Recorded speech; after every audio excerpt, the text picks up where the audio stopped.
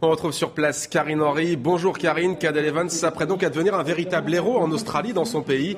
Il touche au but, c'est donc un rêve qui devient réalité. C'est vrai que Cadel Evans va bientôt, sans aucun doute, toucher au but. À 34 ans, il va remporter son premier Tour de France. Et c'est vrai que c'était devenu une obsession pour le coureur australien. Depuis 2 ans, son équipe a travaillé derrière lui à 100%. Alors, c'est la victoire de la méthode, une méthode patiemment appliquée. C'est vrai que Cadel Evans n'est pas le plus brillant, il n'est pas le plus populaire, mais il est le plus méticuleux. Il a dit, j'ai fait un tour cohérent. Et c'est vrai qu'il s'est montré solide, il s'est montré complet. On l'a vu dans l'ascension du Galibier, on l'a vu dans l'ascension de l'Alpe d'Huez. Alors c'est aussi la victoire sur la malchance. Vous l'avez entendu, l'année dernière, il a dû quitter sa tunique de leader après une blessure. En 2007 et 2008, il termine 2e. À chaque fois, il échoue au pied du podium.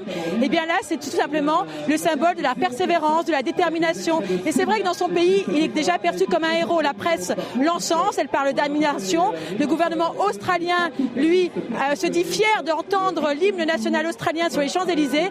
Et c'est vrai que Cadel Evans va écrire certainement une nouvelle page dans l'histoire de ce Tour de France. L'hymne national australien qui va donc retentir très bientôt. Karine, une grande boucle également marquée par le retour en France des cyclistes, par le retour en force, des cyclistes français.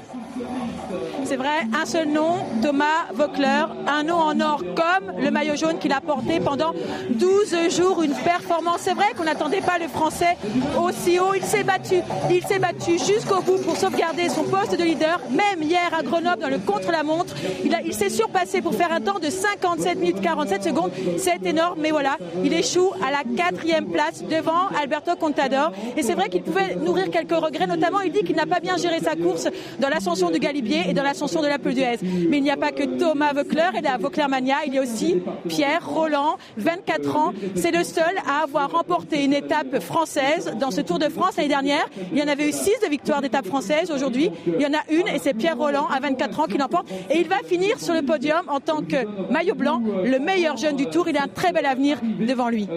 Karine Henry à Paris. Merci Karine pour ces précisions donc sur l'avenue des Champs-Élysées.